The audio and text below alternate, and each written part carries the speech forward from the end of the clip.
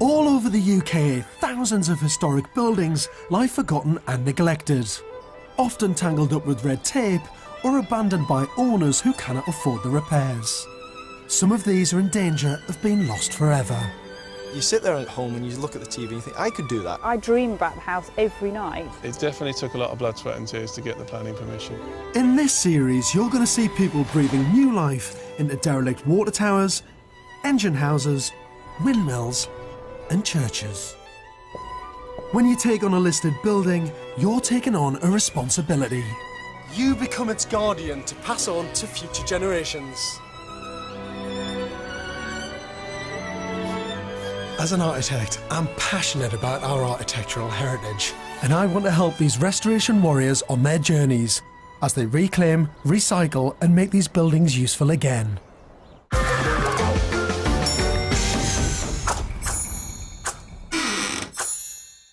I've come to the site of the famous White Horse in the heart of rural Oxfordshire. The White Horse is also home to the village of Uffington. Uffington may appear sleepy now, but it once played its own small part in the Industrial Revolution. Built in the mid-19th century, this engine house is the only building left of what was once part of a vibrant brickmaking manufacturer. Tim and Emma Verdon, together with their 3 children, Lucy, Edward and Georgina, have a vision to restore this derelict monument of our industrial past into a dream home. At the moment, they live in rented accommodation, which comes with Tim's job as a bursar at an independent school. And being passionate about their 4 horses, the engine house's 6 acres was an added attraction. Yeah, I stumbled across it in the local paper, in the back of the local paper. As soon as we climbed over the gate, we just thought this was the place for us. It's not a 10-year fix, it's not a 20-year fix. It's a, it's a long term, it's Forever. a 50 or a 100-year fix. We've bought all this with every single penny we have. We think this is our dream home, don't we? It's perfect. It's just what we wanted. Using the money from the sale of their previous house, Tim and Emma bought this building and the land for £365,000. They hope to get a mortgage of a further £220,000 to complete the work. I know that every building has a story to tell, and if Tim and Emma can understand that history, it may shape their restoration journey. Hi, George. Look at all your crew. Hi, Emma, how are you? Nice to meet Very you. well, Tim. thanks. How are you? You well? Yes. Good, I like this bit of slave labour on a building site. It's always nice and cheap on a build. Yes. Certainly They're is. very enthusiastic for about 5 minutes. If you can get them to do anything at all. And it looks like you've bought a bit of brickwork and that's about it. Very sound Victorian brickwork. We had a structural engineer look at it and the foundations are really good. Clearly the downside, it doesn't have a roof. Yeah, which is quite a big issue. Yes. Really? Yes, it is. But Staring at the least obvious. it's got walls. So, the big question, how long? Well, hopefully we'll be in by the Easter holidays, but it might not be till the summer. Right. But we, if we get a few rooms done in the house, we could certainly move in. What's your budget? We have got available about 220,000, but that's for the house and for the carport and for the fencing and the garden and, Services and the everything. footpaths. Yeah. There's a lot. Every whole bang Everything, sheet. yeah. Should we go and have a look at the building? Yes. I'm Let's. dying to see it. Since the brickworks closed in 1923, the engine house has been used as an agricultural barn and comes with a footprint of 2,100 square feet. When Tim and Emma bought it, it had 2 rooms with planning permission to build a single-storey extension. Oh, this is fantastic. Do you This like the is brilliant. designer thistles? Internal garden. Yeah, I think you should keep this. I think it's fine. The house with no roof. Plenty of light. But it's lovely and warm and sunny inside. It won't be for long when the miserable winter kicks in. And this strange floor, which did it extend any further? Well, that's as far as it went, and it's got it's got a couple of timbers that one on top of each other. So whatever was up there was pretty strong. I want to get up there actually. You can climb up on the bricks We've the got a other little, side, but yeah. the wall in front of you might fall down. But we put and then a foot up there, and then you might have to. Well, it's brilliant. Oh, that wobbles. The brickwork then wobbles. Which I'm holding together. That entire wall wobbles. And then even the timber bracing, which is helping support the gable at the end, that wobbles as well. Which is why we need to get the roof on pretty quick. You need to get the roof on bloody quick. Although now just a shell, for me, Tim and Emma's engine house holds many mysteries. What is of really great interest is the fact there's a little eyebrow above the top pier, which has been broken, but we found these in the rubble that we were clearing out. Fantastic. So there's 3 bits of eyebrow that we could So you can get them back in. stick back we somehow. might be able to get them back in. And it's the way they've done that, you know, the rounded corners of the brick. This is a more modern, you know, sand and cement there, but, you know, lime mortar corners like that. With and the then little... the corner up here, you know, they've sort of taken that edge off. No, no, it's what I'm amazed about in buildings like this, something that's got a kind of engineering or industrial or agricultural past. The level of thought that goes into crafting all of those tiny little things, tiny little details that make a very simple building sing. As an architect, what I love about restoration is piecing together a building's history. This plot that Emma and Tim have bought probably had many other buildings on it. I'm keen to unravel the history of this brickyard to find out how it actually operated and who it supplied bricks to. Like many stately homes that had their own clay pits, the Uffington Brickworks was built by the Earls of Craven in the 1840s to produce bricks to build their own buildings on their estates. But by the late 19th century, this yard, like many owned by stately homes, had turned into a thriving business to meet the demand to build more and more houses. On my journey into the archives, I want to find out about how that demand grew and what it was like to work here. Although the engine house is of historic interest, it's not a listed building. Therefore, Tim and Emma have some flexibility with the planners. I'm intrigued to know about their plans. Tim and Emma already have some ideas of how they want their house to be. Downstairs, they want to build a double extension to incorporate a living room. They also want to have a large kitchen, family room, and a vaulted dining room. But I think they're not making the best use of the space available. I was just wondering whether there was any opportunity for the dining hall space to move over to here and the loo to move over to the utility room, so all your drainage was in one position. So the diagram, if you don't mind me drawing on it, the diagram quite simply is family room here is one space, then you've got utility room, toilet and drainage. This is kind of wet area stuff, drainage stuff. Yeah. That's your family room, and then in the diagram just becomes this is kind of kitchen, whether it's kitchen, dining, breakfast or kitchen, breakfast. So, taking Tim and Emma's plans for downstairs, this is what I'd do instead. I'd put the utility room and cloakroom alongside each other, opening up the kitchen to make it into a combined dining room as well. This means that important room will get light from 3 sides of the house. The whole central zone of that diagram becomes the kind of, it serves the house. Yeah. It's corridors, hallways, staircase, utility room, toilets. All the things that don't matter so all much. the stuff that doesn't matter goes into the centre of the plan. And then around the edges of the plan, you really enjoy the spaces that get the best views and the best natural light. I like that idea because, until you mentioned it, actually, of course that's the way we want to look. We want to look over the land that we own. Upstairs, they're trying to squeeze in 5 bedrooms and 2 bathrooms. But I've really altered things. By changing the position of the stairs and putting in a central corridor, it means that the master bedroom and guest room each gain an ensuite. Also, the other 3 bedrooms for their children are now all together. What do you think? Fantastic. I think there's some really great ideas there, aren't there? Really good ideas, yeah, because we've got quite stale thinking about it so much, and it's great to see another angle, I think, on it. Well done. You know, I've done it once or twice before. Yeah, that's great. Before they even start, Tim and Emma have a major problem. To meet the bank's demands before they grant a mortgage of £220,000, they've got to hit a 6-week deadline to get the roof on and make the building watertight. But they only have £25,000 of savings to do the work, and no roof means no mortgage. If it's wind and watertight, then we can meet the criteria for the mortgage, and then we can go and start on everything else we need to. But that's more than 25 grand. Yes. Yes. I can tell you now. Yes. So what are you going to do? We'll put a second-class stamp on the cheque. You've got to get that roof on under very tight financial constraints. to then release that money from the bank to carry on. Yes, we have. And if the bad weather kicks in before that, it's even worse. Yeah. To cut costs, Tim and Emma hope to do a lot of the preparation work themselves. They've even bought a digger for 12 grand, rather than hiring one. Some people are two-car families. We're a one-car family with a digger. Tim and Emma have also made another daring economic decision. While Tim will continue to work as a bursar, Emma has left her job as a school teacher and taken the risky step to project manage the entire build. Well, I think it'll be quite fun. I'm sure it'll surprise me how difficult it'll be, but, you know, I've got Tim there. He's a good support. Yeah.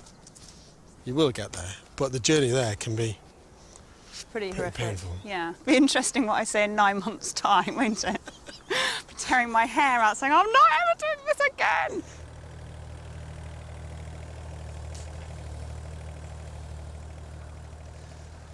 I'm absolutely fascinated by the history of this building and what it was actually used for. And I'm amazed by how brave this family are, to be honest, in taking something like this on. But the next few months are going to be unbelievably difficult for them, with a massive amount of pressure to get it wind and watertight and raise the finance that they really need. It's a big worry. In June 2010, Tim and Emma Verdon bought this 19th century building, along with 6 acres of prime Oxfordshire countryside, for £365,000. It's an engine house, and the only remaining structure of what was once a vibrant brickmaking works. They plan to turn this building into a family home, but with their savings of £25,000 nearly gone, they have a problem. They need to raise a mortgage of £220,000 to complete the rebuild. But the bank won't release the money until they put a roof on, and they only have 6 weeks to meet the deadline. If they miss that, they'll have to start the whole difficult process of getting a mortgage again.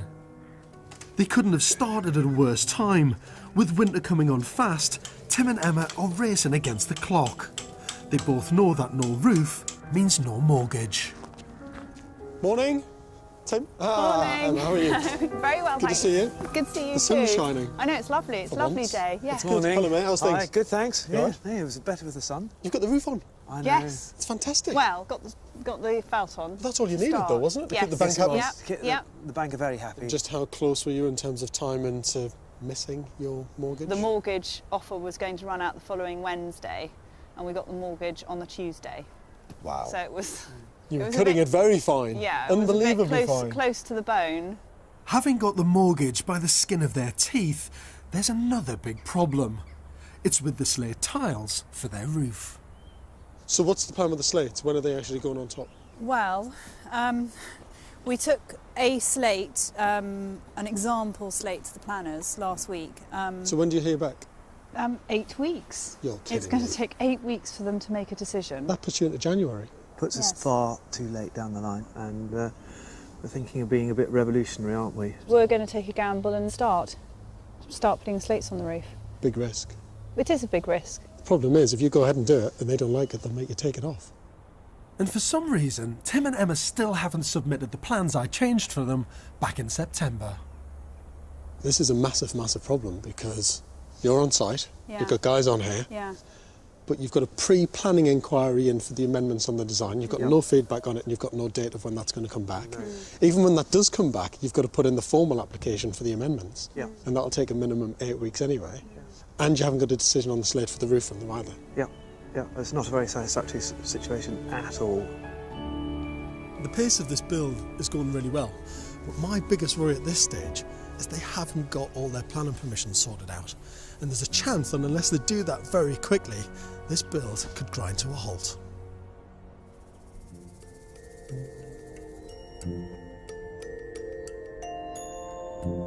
With Tim and Emma facing the huge problems of getting planning for their brick house, as the grandson of a builder, I'm really keen to know as much as possible about the history of bricks themselves. The Romans brought bricks to the UK about 2,000 years ago. But the problem is, when the Romans left, they took their brick-making skills with them. So for the next 700 years, us Brits were used to living in houses made of timber, or if you were lucky to live in some sort of castle, it might be made out of hand-carved stone. But my studies have discovered that all that changed in the early 16th century when one particular king decided to build himself a palace. Hampton Court was turned into a palace by Henry VIII in 1528, and it's one of the finest examples of early brickwork in Britain. I've come to meet the curator of historic buildings, Kent Rawlinson, to find out more about the evolution of building in brick. It's like a pattern book in some ways, isn't it, for bricks? Because you see all the fantastic textures, the different periods, the different ages. It's all about showing off your status. So you're partly showing off your status by the size, partly by the material, brick itself, and then partly by just the detail. And the chimneys here all show, for example, that you've got fireplaces that you can heat with coal. So it's all about money and showing off. 150 years after Henry VIII, William III asked Christopher Wren to demolish Hampton Court and rebuild it. Luckily, there was no money, so instead Wren decided to celebrate bricks and build the royal apartments on the east side of the palace.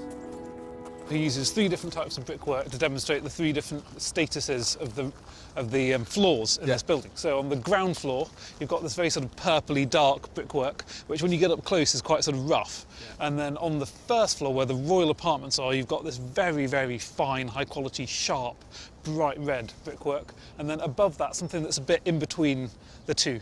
And that sort of reflects the fact that you've got the royalty on the first floor, you've got some kitchens and offices, but some sort of smaller royal apartments on the ground floor, and then courtiers right at the top. So it makes the building read much more dramatically. So the use of the brickwork itself as a reflection of status? Yeah, so in the 16th century, you've just got one brick for everywhere, and here you've got different bricks telling you different stories. To appreciate the sheer scale and beauty of Hampton Court, Ken takes me to a particular place that very few people get to experience. So this is a view that not many people must get? No, it's just magnificent, I think. You get to see how Hampton Court sits within its estate, with the huge parks out to one side and the Thames sort of looping round the whole thing of palace and park. You start to see the fact that we've got millions of bricks at Hampton Court. So something like 26 million bricks are used by, or sort of documented by Henry VIII's builders. And each one of those is being made by hand. The landscape, this strip, is just all brickwork, isn't it? Building, brickwork, all the way around. Yeah. What I always find magical is the way that with about 16 million of those bricks being made on site, and partly from clay that is being dug out of the park here, you have Hampton Court sort of rising out of the ground on which it stands. Architecture, landscape, absolutely connected with each other. This is what Tim and Emma's engine house and Hampton Court have in common. They both evolved from their local clay. Back on site, the day that Tim and Emma have been waiting for has arrived. They're meeting local planning officer Mike Gilbert. If they can convince him to accept their plans, they can get the go-ahead to tile the roof and start work on the main building. I think so. It's a momentous day. We think there's going to be some decisions made which hopefully are in our favour. Morning, Tim. Thanks for coming out to see us. Okay. Nice to meet you. Very kind of you. Oh, it's a bit less frosty than it has been. Morning. So, is the restoration sympathetic to the building's history? Is the proposed extension agreeable? And are the roof tiles acceptable? I think from the local authority's point of view, the most important issue is to ensure that the building's original character is retained. Mm-hmm. Although you're suggesting moving the extension from one side to the other in principle, I think that's fine. To my mind, a concern is the size. The changes you're proposing here as a whole, because you are moving the extension and making other alterations, it will need a fresh planning permission. As I told them, they're going to have to fully resubmit their plans. But what about the roof tiles? It's a good quality, natural slate, absolutely fine. And so you're happy? Happy with that, absolutely. That's great. If they are changing the approved plans, it depends on the extent of the changes, but very often it will need a fresh planning permission. The principal concern being retaining the character of the original building. There is a big paradox in the planners' views about existing buildings. They want you to retain as many, if not all, the originality of that building. But that is balanced between the fact that actually, you know, if it wasn't for people like ourselves, this building would be no more. You know, it was pretty close to falling down. Mm. We didn't know how close it was to falling down until we actually started rebuilding and it. we've saved the building, haven't we? Yeah. To add to their troubles, 3 weeks later, thieves break in, and this has highlighted a major problem. The building is in an isolated rural position. As they live more than an hour's drive away, this means the engine house is left alone for long periods of time. Someone's got into the house and has cut all the electrical wires. We feel really cross about it, don't we? Yeah, it's really annoying, you know, because you put a lot of effort into all this work, and then it's kind of undone in one evening. Unbelievably, 4 weeks later it happens again. With their property unsecure, the build running behind schedule, planning permission still not granted, and the finances beginning to run out, Tim and Emma have reached a crisis point. We are getting quite close up to where the builders want to be, and therefore we're actually saying to them stop for a bit, reducing their workforce by 50%. With almost everything going against them, our two restoration warriors have got a vital decision to make. Should they move in and finish the work themselves? Tim and Emma Verdon bought this derelict 19th century building with 6 acres of land in Oxfordshire for £365,000. The building was once the engine house of a brickmaking works and has been derelict for nearly 100 years. As it's not a listed building, it doesn't have strict planning regulations. But ever since they started work on it, they've been tangled up in the frustrating process of getting their designs accepted by the local planning department. So the last time that I came to see Tim and Emma, it was unbelievably frustrating. They hadn't got their planning application submitted. They hadn't really ticked all the boxes that you need to do to be able to move forward on a build, but they were still pushing as quickly as possible on site. And the danger there is that you catch yourself out. You stumble over yourself because the build is moving faster than the bureaucratic process. And if you do that, you're asking for trouble. So hopefully today they've got things back on track. Morning. The tiles are on. Yeah. Don't have to admit. You must have planning. They Have you got planning? Yes, we have, yeah. Thank God for that. I know. That's brilliant. It took a bit of time, but we got there in the end. Planning just for the tiles or for everything? No. Just for the tiles. Just the tiles? Yeah. Well, that's a start. And you've got the Velux skylights in, and you've got solar panels on the roof as well. Have you got planning for those? It's a bit of a grey area, really. It's sort of, Planning's not never a no. grey. Planning's never grey. It's either yes or no. That's the planning system. That sounds like you haven't for all of it. Not quite. We've asked, and they know about it, but we haven't been given it yet. I don't disagree with anything you're saying. I think it's all brilliant. It's moral, it's good, it's eco, it's sustainable. I think it looks fine. But when you haven't got planning, it's a big risk, because they can make you take them down. The solar panels are only part of the problem. 2 months ago, when Tim and Emma met with planning officer Mike Gilbert, he stressed that for him to accept the changes they'd made, they had to resubmit a full new application. Because you are moving the extension and making other alterations, it will need a fresh planning permission. So you will need to submit a fresh application. Eventually, they did send in a new set of plans, but there's another issue. We followed the advice of the planning officer that came to see us on site, did exactly what he said on the drawing and put that in, but they won't accept the application. Why? We had a letter last week, didn't we? So it's taken them a month to reply and tell us that they're not happy with our application, that we've ticked the wrong box on something. Despite not having planning, Tim and Emma have made another drastic decision. We probably intend to move in within 2 or 3 weeks, don't we? Or so. 2 to 3 weeks? Yeah. 2 to 3 weeks? We've done a lot of How are you going to move in 2 to 3? I haven't seen the inside, but bloody hell, it would be one of the fastest builds I've ever seen if it's ready to move in 2 to 3 weeks. Well, it will be slightly camping, but, you know, we'll be all right. I've started painting. Really? Yeah. Come on, I want to have a look. I've got to see what this is like inside. 2 to 3 weeks. 2 to 3 weeks. But you're going to be absolutely roughing it. I mean, when you say move in, are you talking about getting rid of the rental place you're in now? Yeah. Move all your gear, Yeah. move all your stuff in. Yeah. You are going to move into this house. And if you've got hot water, is that all? Not up hot and water, running? no hot water yet. But I might be heating hot water on the stove. There's going to be a finish about there. This all needs going? Yep. This is bathroom, isn't it? Yeah. Honestly, honestly, where do you see even this first floor being in 3 weeks, if that's when you're going to move in? What state is it going to be in, seriously? Well, I think we'll do as best we can, but we are going to be slightly camping. This genuinely is bonkers. I commend them for wanting to move in and to push the build forward and get it done as quickly as possible, but if you move in too quickly, it's unbelievably disruptive. The builders can't crack on properly, they're always worried about the client being on site, and it's really uncomfortable for them and their kids at the same time. And like the planning, it's one of those things that could just quite easily trip them up, cost them more time and more money. But restoration is not just about bricks and mortar, it's also about understanding how history shapes a building. Uffington Brickworks, which was built in the 1840s to serve only the Craven estate, soon began supplying bricks to other builders because of the huge expansion of building that happened throughout Oxfordshire in the 19th century. As this clamour for bricks grew, small brickyards like Uffington became small businesses with tenant brickmakers, employing workers to churn out thousands of handmade bricks a week.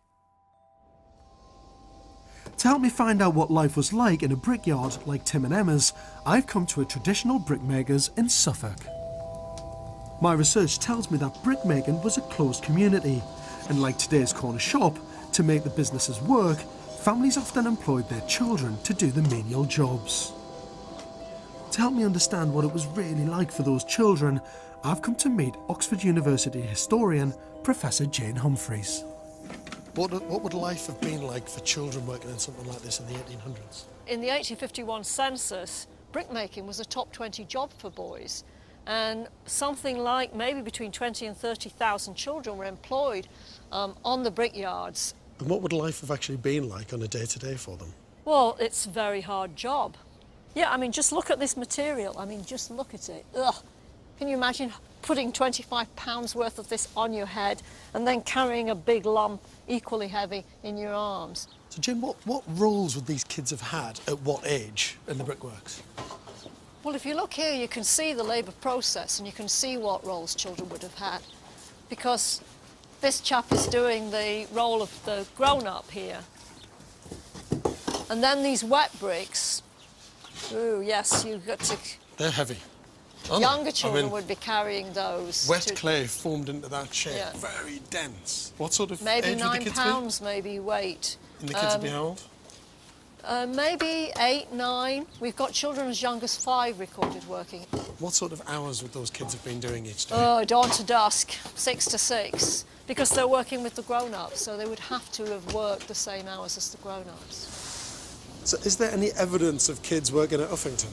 Well, we've actually looked at the mid-Victorian censuses for Uffington, and there is evidence of child workers in your brickyard there.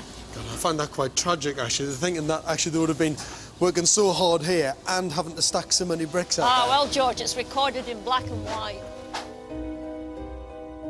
So this is on the kilns, which is incredible, actually. Another job for children would have been staying up all night to make sure the fires stayed on. So the kids would have to do like all-nighters, basically, lifting the coal into place. Well, and I keeping think the fires all-nighters just to make sure things stayed okay. Even though this place really gives you an idea of what the processes were like, it doesn't really give you an idea of the conditions, does it? No, I think it's a much sanitised and cleaned up version of your small-scale Uffington. And who would have employed these kids? Very often the children were employed by their own parents or by other grown-ups to help them, so that you couldn't then prosecute the master brickmaker, because he would simply say, oh, well, it's the parents who bring them to work, I just employ the parents. That's quite crafty, isn't it? And you can see it reflected in the third world today, where, you know, in China and in India, children are a very significant presence on building sites, for example. And none of that's regulated either, is it? No, and brickmaking is a big job for children in the third world.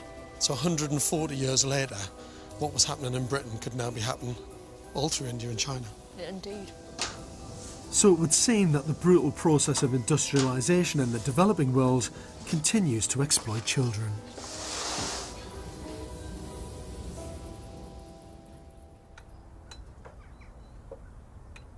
Having decided to move into the engine house, Tim has made another cost-cutting decision. Well, I think the most important thing to let you know is I've given up work. No way. Yeah. Why? To work on here. I hate to be Mr. Practical, but what about loss of income? Actually, going through the figures, it's cheaper for me to be one of the labourers and to take out the costs of the builder's profit. So you're offsetting your income and your job, which you've lost, against the money that you could potentially save on the build by doing more yourself. Absolutely, yeah. We've moved the children, so they've started a new school beginning of January, and they're very, very happy. You've taken the leap, really, haven't you? Which is why we need to move here now. So, you know, and then all the jigsaw puzzle will all fit together, won't it? And we just keep working on the house during the week. Work has now cranked up a notch. The builders are racing against the clock to get the basics ready for the family to move in. But to give Tim and Emma a break from the build, I've taken the family to a traditional brickmaking workshop at the Blists Hill Museum in the Iron Bridge Gorge.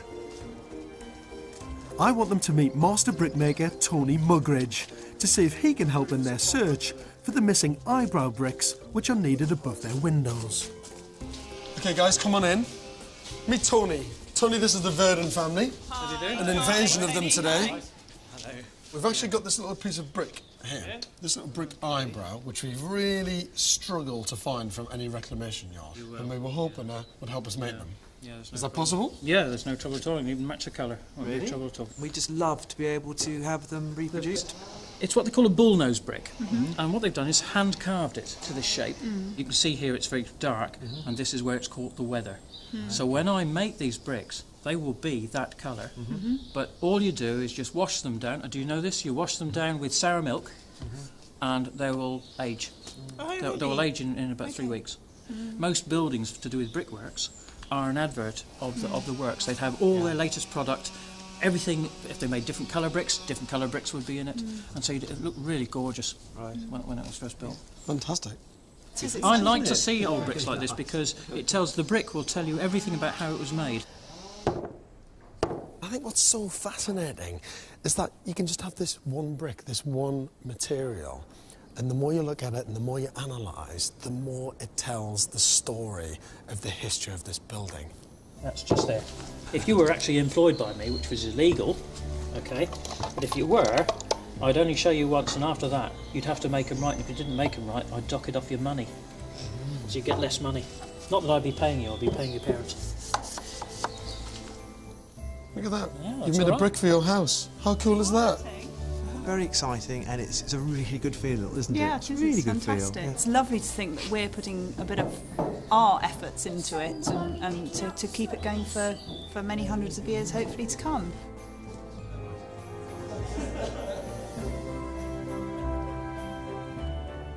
True to their word, 8 months after they began their restoration project, Tim and Emma have moved into the engine house and started working on it themselves. So I'm curious to see how they're coping with living as a family on a building site. Look at the furniture arrangement. You can't live like that. It's actually really nice having our own stuff here. And you've started laying a few of the bricks in here? Yeah, and then we stopped. And then stopped. Why?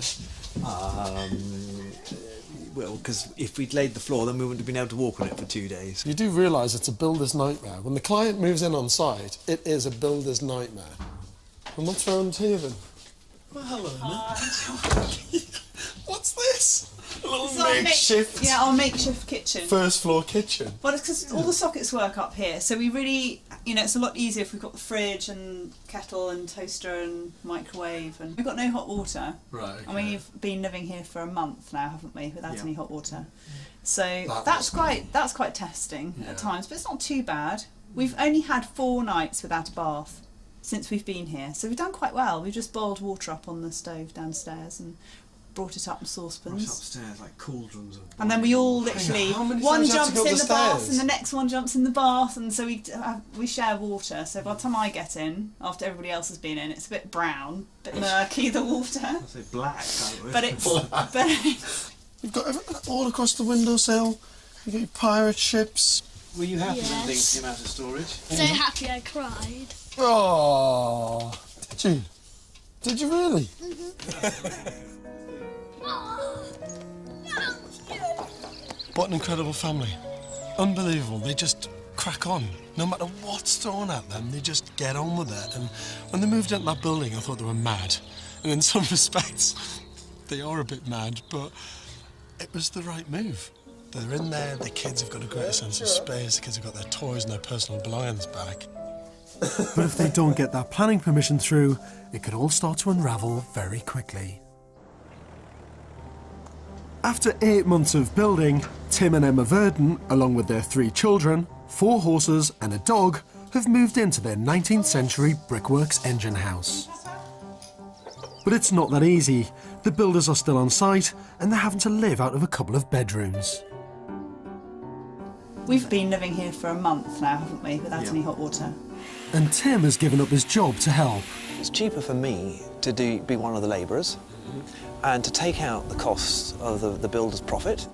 But they still don't have planning permission, and if that doesn't happen, the solar panels will have to be taken off the roof and most of their work will have gone to waste. It's amazing the hoops that you have to jump through to please the planners and try and get it right, really. Today's a red letter day for the family. It's eldest daughter Lucy's 10th birthday and the first family celebration they'll have in their new house. But when Emma goes to collect the eagerly awaited post, she finds something extra among the cards. Wow, that was good. Shall we open it? Yeah. Gosh, we've been waiting a long time for this. I hope it's good news.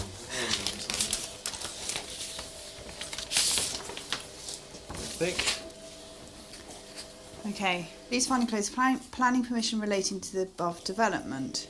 And To include... hang on, the extension of the former engine house to former dwelling, to include the relocation of approved extension to north end of south elevation, erection of porch and solar panels. That's really good, isn't it? The ramifications of what would have happened if they had not got the planning permission dawns on them. We would have had to have altered upstairs, so because the stairs would have been in the wrong place. And rooms were in the wrong place. All the rooms would have been in the wrong place. Can you imagine having to sort of tear all that down and then restart again? Fired with a renewed energy, Tim and Emma, with the help of Edward, are now going at full speed to get their home finished.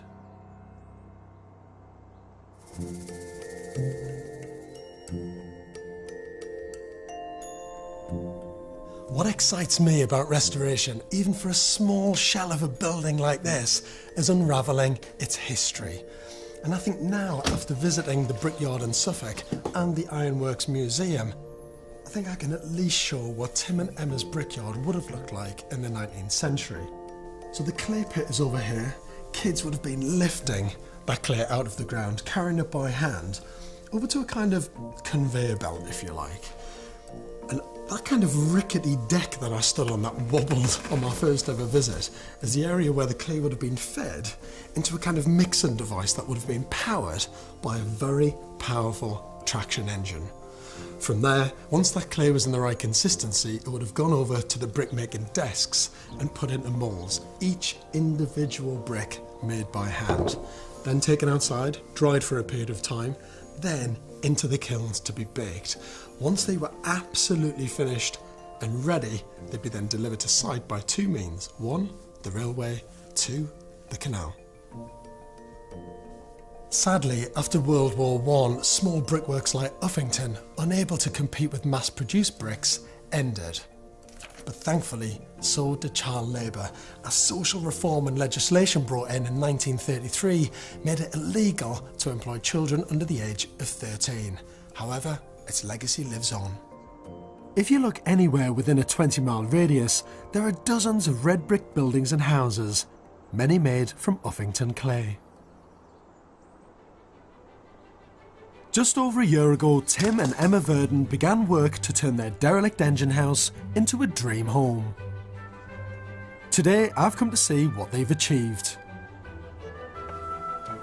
I'm always intrigued on these final days whether the project is actually finished. As you can see, there's a little bit of landscaping to be done. The garage and carport isn't finished. And it looks to me like there might not be a house extension.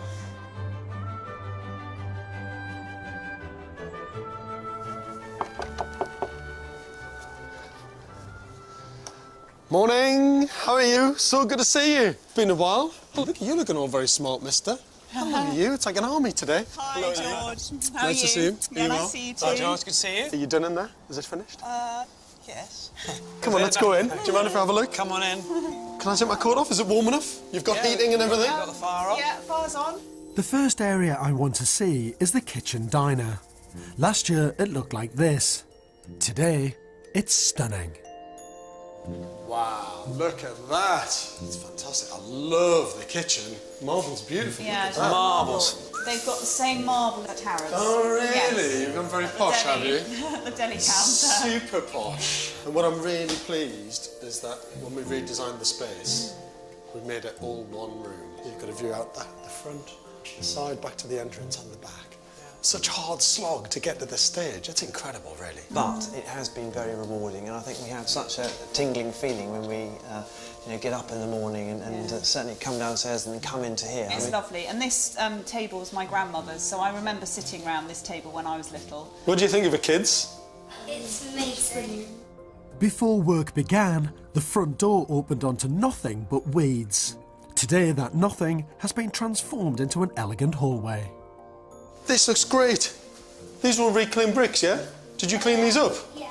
Good work. They all came out of the building. I mean, these are literally part of the landscape. They've come out of the clay pit, they've been made here, produced here, shaped here, and then you've reused them. And what was once just the end of an empty shell is now the family living room. Whoa, look at this. It's lovely, isn't it? Oh, now that is one snug, warm living room, isn't it? Do you like our reclaimed beam? This is one of the beams that you were leaping about on. Thankfully, I didn't break it, because it looks brilliant. You've just reused bricks and timber very nicely in parts of the home, just so it reflects its history. Do you want to see your bedrooms? Yes. Come on, let's go and see your rooms. I'm dying to see them. This building was once open to the skies. But now Tim and Emma have taken on board my ideas and have created 3 children's bedrooms down the end of the corridor. The children also have a bathroom and shower just for themselves. At the other end of the house is Tim and Emma's master bedroom, complete with a smart ensuite bathroom. Inside, the house is almost finished, but outside it's work in progress. The garage, which will have space for 2 cars, a kitchen area and upstairs office, should be ready in a couple of months. But Tim and Emma have not yet started on the house extension. Estimated to cost £20,000, they hope to start work early next year. However, one small restoration project which I've been really interested in has been completed. Those missing eyebrow bricks that took so long to research and find are now finally back in place where they belong. Tim and Emma are not quite ready to say their restoration project is finished, but they have turned the engine house into the family home of their dreams. As I've travelled with them on their journey, I want them to know about this building's extraordinary past, and as custodians of the building, they can keep that history alive for future generations. Well, I've got a little present for you. The old engine house book.